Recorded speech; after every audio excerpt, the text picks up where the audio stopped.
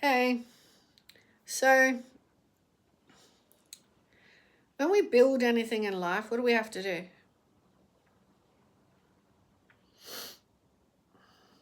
We got to show up for it. Do we build anything, or does anything get built by half-heartedly applying ourselves?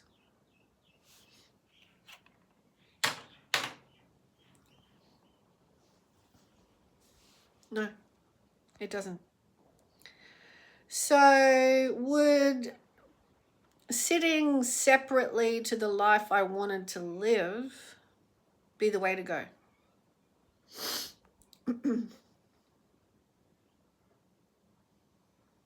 No. And so what makes it difficult for someone to move forward? If they have to do something new, they got to go for a new job or a job interview, or they got to go meet someone, or they know that they can't explain why they have to meet someone or meet this person is of importance.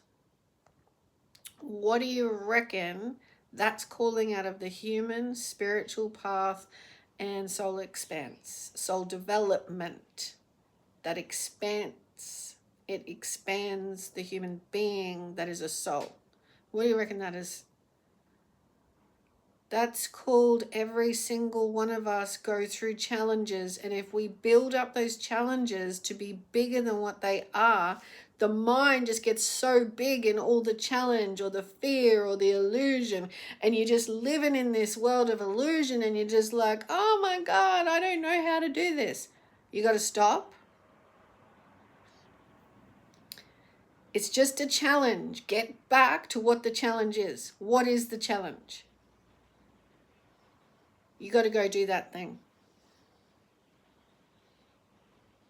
So whatever comes up, if you let it blow up like a hot air balloon, you're going to keep floating off in the illusion of challenges. Put your feet on the ground. What is the one thing?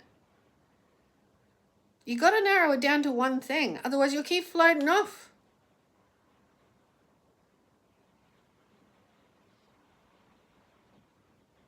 You have to narrow it to the one step at a time.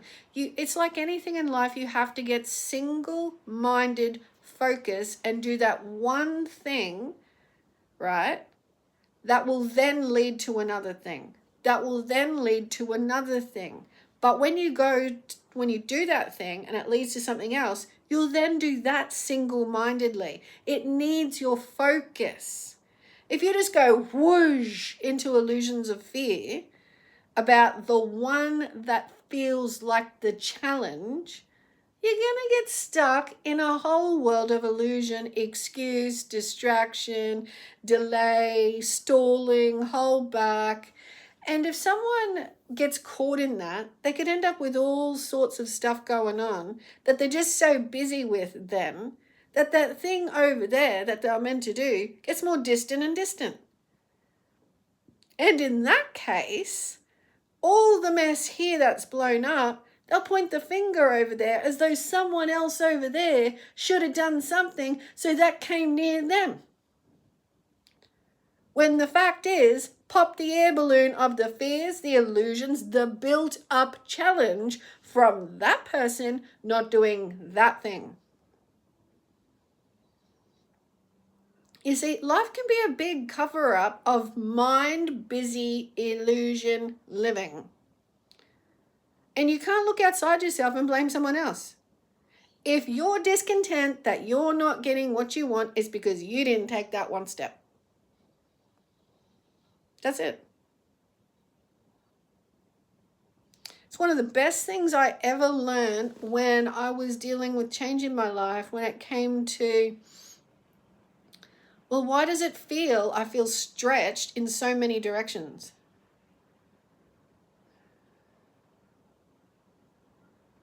Well, that's up to me.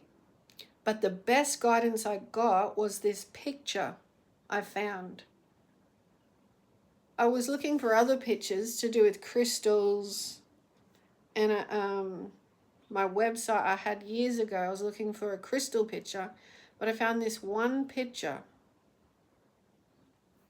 or it might have been on an email around that time as well. I don't know. I got this really good picture around this time where it was one person, but there was a pathway of different things you could think, but it led to one point. And it was about single-minded focus. So if you're able to keep a single-minded focus on something that you've got to do, then that's all that matters. Okay? Because if you don't get to that point, then everything else is going to keep you busy and you'll never get to that point. And it's your challenge. It's yours to do. It's yours to add yourself to.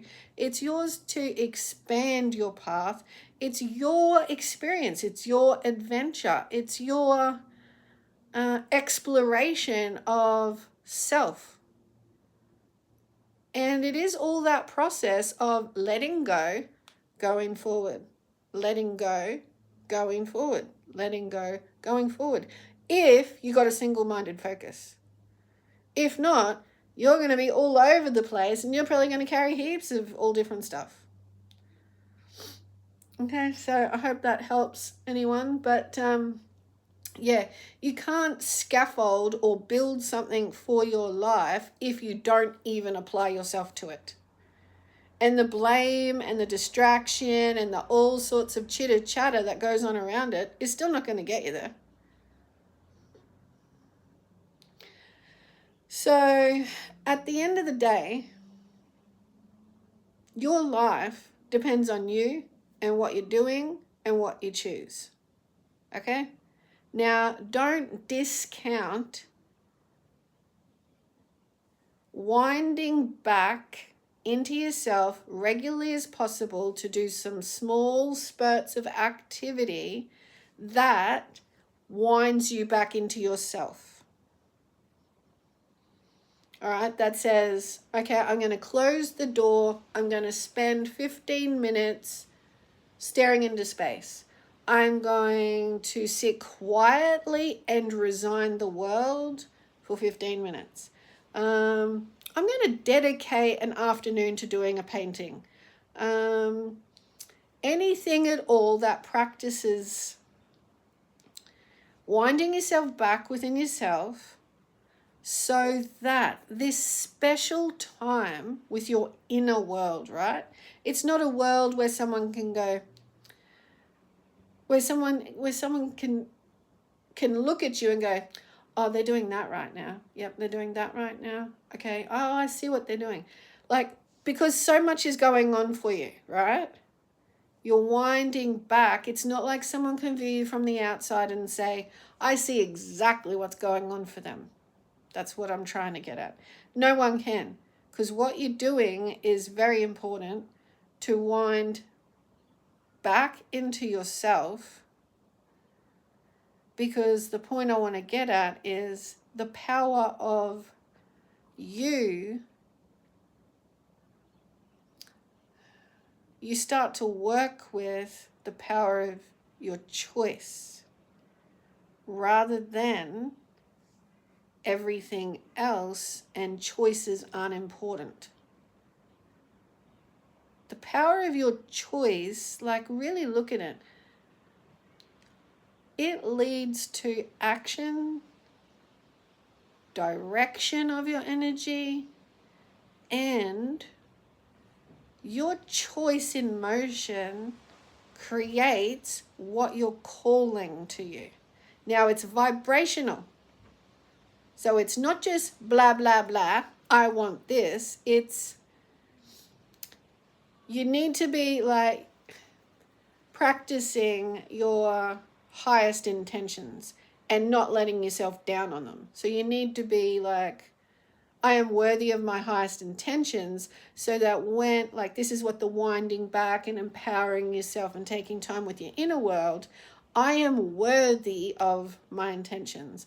My heart chakra gives of my solar plexus and my truth of what I would like, right? So when you maintain this higher, this is who I am, you start to attract at the higher.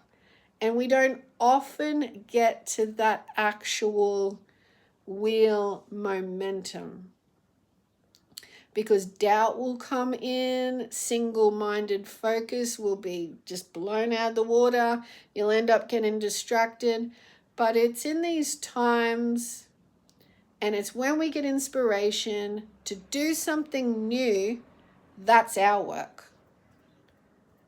All right, so if you don't wind back and look at your choices as to whether you follow the things that you want, you're not going to get them.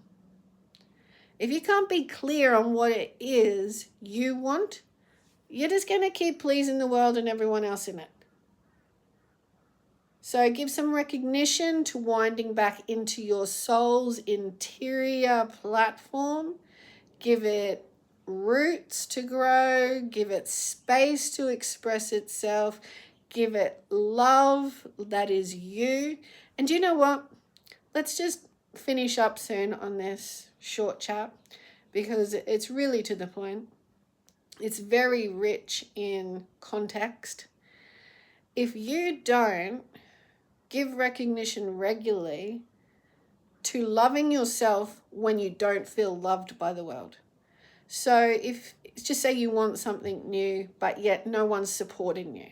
Or you try to express something that's important, but there's no one that can reach that understanding, that vibration. No one can meet that frequency and be supportive of this feeling and frequency you've got. You have to grow your roots in loving you. You have to either write it, express it, go a different way, record it like I like to do, to share things or record things for myself, write it down, do a painting, I don't know, ask your guides to help lead you to the people or the places vibrationally. You gotta love you. Love is at the core of you standing up for you. But a lot of the time we haven't really thought of ourselves as inner being, as someone else in here that's living. We just carry on as a human, but we're a soul. And I love listening to Abraham Hicks, who made a big difference in my world a long time ago now, at least 15 years ago. When they call the soul, you can call it whatever you like, but it's an eternal inner world. They call it the inner being, so that we actually start to acknowledge that there is an inner being. Otherwise, we just get caught up in being human and thinking that if we can multitask, that's life. But that's not. Multitasking is a great freaking quality to learn, but when you're more conscious that it's coming from your inner world expression, that's when multitasking becomes like such a sweet flow. All right, so the main point is that there is an inner being, and you've got to give it some recognition by winding back into a space for you. I don't know, an exercise outdoors that you like to do, an activity at home, something. And it doesn't even have to be that. It can be in any moment. I've learned to make room for that extra space of me now. So I'm not ever just doing a domestic activity. It's always a question to my inner world. How can what do I enjoy? I enjoy getting it done thoroughly, like efficiently and precisely, but I also like to enjoy myself. So your energy attracts and your guides attract, and you just naturally start to flow with, this is the way I want to live, so that you're at a higher vibrational sort of choice point in any activity. You'll make room for how you would like to do something. And it's never, again, oh, but the world wants me to do it like this, or the world says you can only do it like this, or don't go and do that because you're expected to do all of this instead. That's where you wind it all back and you really get kind of serious with yourself that if you're not enjoying your life, you just be giving out to what the world wants. But we're souls and we are here for change, and we should take the time to love our inner world to bring it to the forefront. And that's true transformation.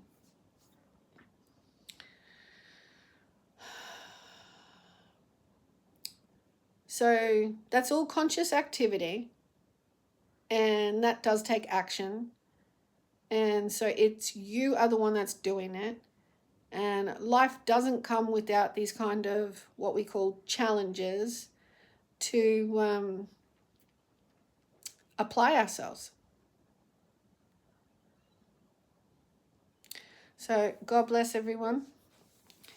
And I think I just want to leave you with a picture that I'm always looking at that I painted recently.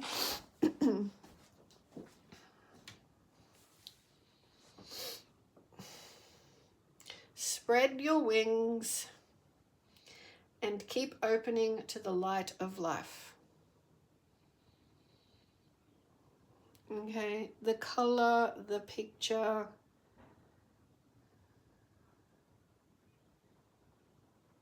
It's a lot of grounded truth in that. Keep growing, keep expanding, grounded but moving with the flow, central to your heart, but you are always capable of flying higher or spreading your wings further than what we think. We're not just humans. We're spirit, we're energy. This is why the wings represent this, of a higher nature. So if you ever feel like you can't or can't find a way to, then set some kind of affirmation that says, spread your wings. Whose wings? Your wings. Find them. Whatever feels like a challenge, whatever feels fearful, it's up to you. Okay? Much love. Bye for now.